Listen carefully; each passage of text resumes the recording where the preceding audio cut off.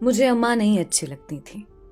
چھوٹی قمیصوں کا رواج ہوتا تو میری لمبی لمبی قمیصیں سلواتی، اور جب لمبی قمیصوں کا دور آیا تو انہوں نے لمبی قمیصوں کو گھٹنوں تک کروا دیا.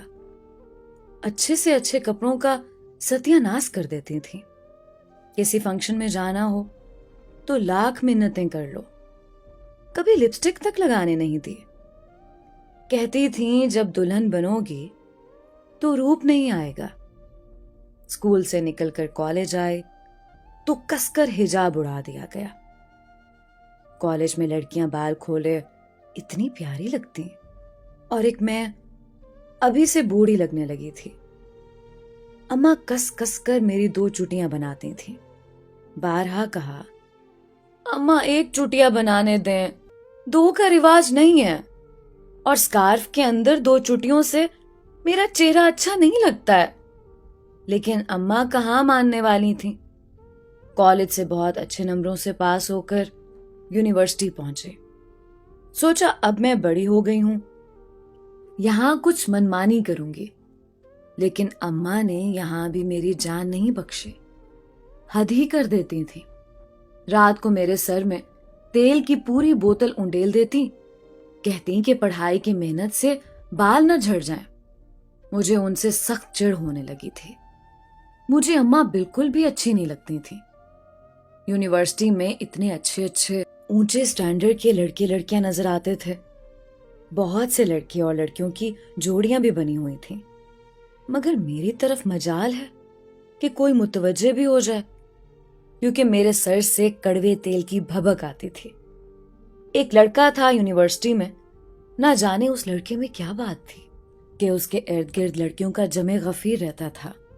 میری بھی یہ خواہش ہونے لگی کہ میں اس کی دوست بن جاؤں، مگر وہ تو میری طرف دیکھتا بھی نہیں تھا.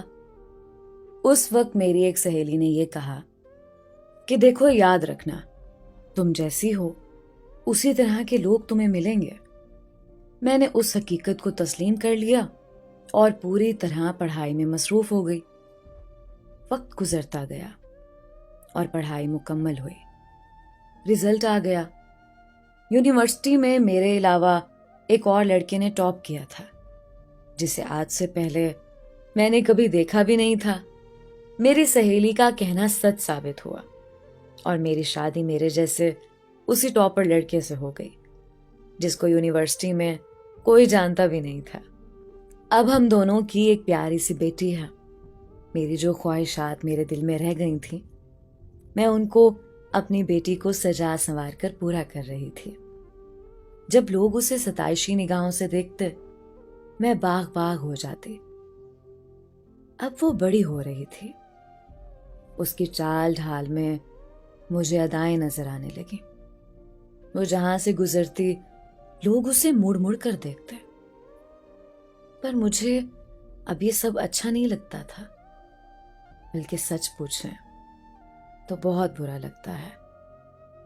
میں نہیں چاہتی کہ اسے کوئی بھی ایسی نگاہوں سے دیکھے.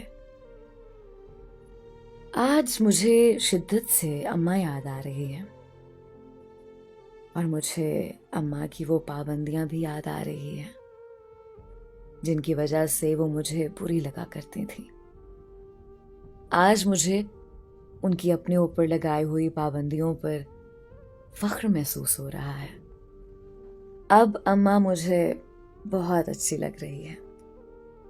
میں نے اپنی بیٹی کو ابھی اپنے پاس بلایا ہے، اسے زندگی کا یہی راز سمجھانے کے لیے کہ بعض معاملات میں ماؤں کی طرف سے پابندیاں بچیوں کے وقار اور عزت میں اضافہ کرتی ہیں اور انہیں سرخرو کرتی ہیں. اپنے بچے بچیوں کو اچھی تعلیم کے ساتھ اچھی تربیت بھی دیں، تاکہ وہ پردے کو اپنی عزت اور وقار سمجھیں، نہ کہ قید. اللہ پاک سب ماؤں کو اپنے بچے بچیوں کو اچھی اور دینی تعلیم و تربیت دینے کی زیادہ سے زیادہ توفیق عطا فرمائے. آمین یا رب العالمین.